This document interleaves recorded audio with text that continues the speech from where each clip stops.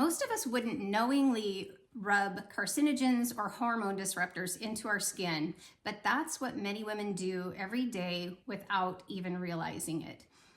Recent data shows that the average woman uses about a dozen personal care products every single day and is exposed to well over 100 different unique chemicals just from those products alone. So today we're going to talk about what might be lurking in your personal care products like your toothpaste, lotion, shampoo, soaps, all of those things, and then what I personally use instead.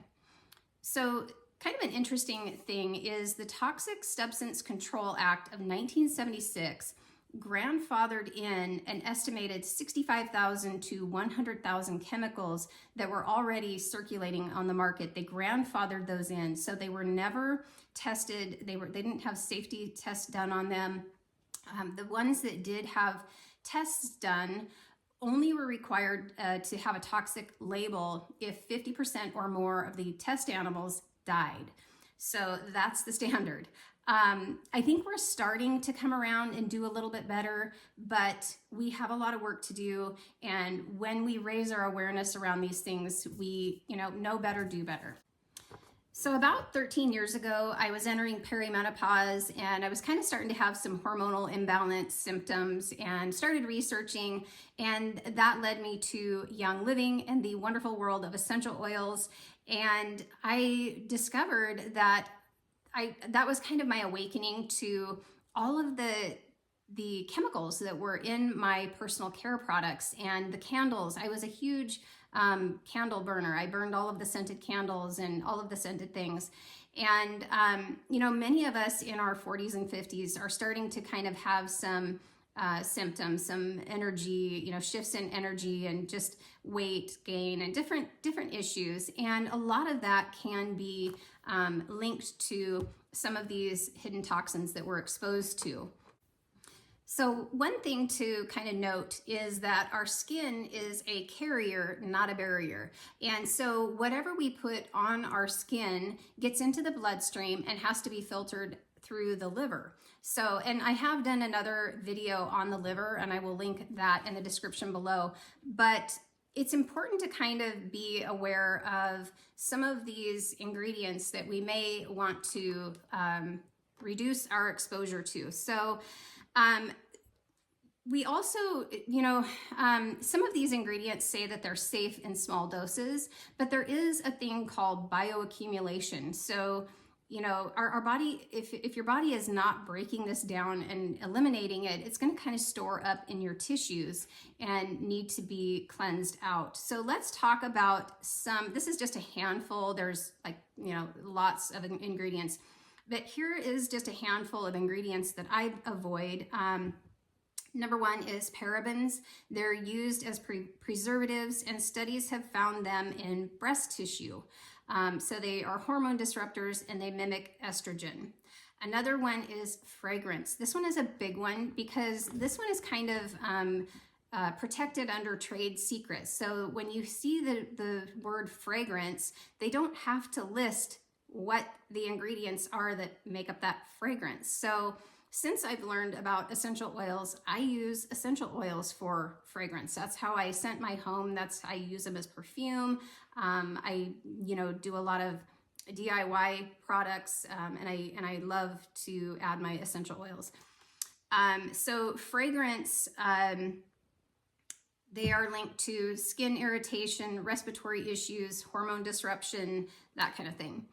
Sodium lauryl sulfate is another one, and it's a foaming agent commercially used as an engine degreaser. So it's found in shampoos and conditioners, body washes, soaps, bubble baths, linked to hormone disruption, skin irritation, headaches, nausea, and more. Propylene glycol is another one. It's an antifreeze solvent shown to cause dermatitis, kidney, and liver abnormalities in animals. It's found in lotions, shampoos, toothpaste, makeup, deodorant. And another one is talc, and that's linked to ovarian cancers. Now, a lot of these ingredients we're starting to hear more talk about phasing these out of the personal care products, and our foods have chemicals in them also, but we can't rely on some external, political savior to protect us. We really have to use our own judgment, do our own due diligence. We are the gatekeepers of our homes, and we are responsible for what crosses that threshold and enters our bodies. So if you want a couple of documentaries on this topic that are really good, you can find them on YouTube. One is Toxic Brew, and one is called Stink. And it's really eye-opening to see those and just realize how much we're kind of being assaulted in a lot of different areas and all of these different chemicals. And I think, when we're watching the increase in, diagnoses of cancer and all of these different health issues, I think we need to really bring awareness around what we are consuming and what we are putting in our body, on our bodies, breathing in, all of that. So some of the things that I use instead, first of all, I do like to I make my own soap. I do a lot of DIY stuff. I've been known to use beef tallow. We raise our own beef, and I've rendered that down.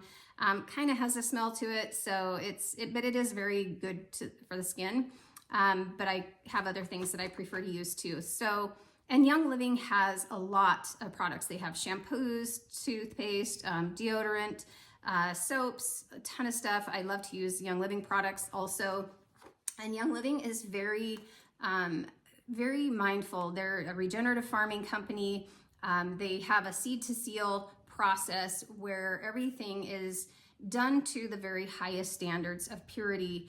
And I just really respect that and appreciate it, and know that when I'm using something that Young Living has made, that it is pure and healthy.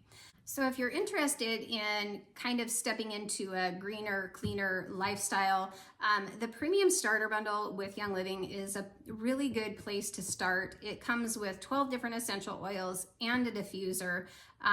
Diffusing oils is amazing. Like, I do not burn the scented candles anymore. I will use beeswax candles because I like candles, but I don't use any of the toxic stuff anymore. So the Premium Starter Bundle is going to help you eliminate a lot of chemicals just by you switching to oils. And then a bottle of Thieves Household Cleaner will eliminate a lot of chemicals under your kitchen sink and your bathroom sinks. So I highly recommend that. They do also sell, toothpaste and deodorant and all of those things that actually support your health when you're using them instead of harming your health. So I always recommend that. I will link that in the description below. I hope you found this helpful. If you have any questions or you're not sure quite where to start, reach out. I'm happy to help you. I also do have a Facebook group for my customers, Young Living customers. We have a lot of support in there. You are not going to navigate this alone. And we continue the conversation in there on how to use oils and all the things. So thanks for watching, and I will see you in the next video.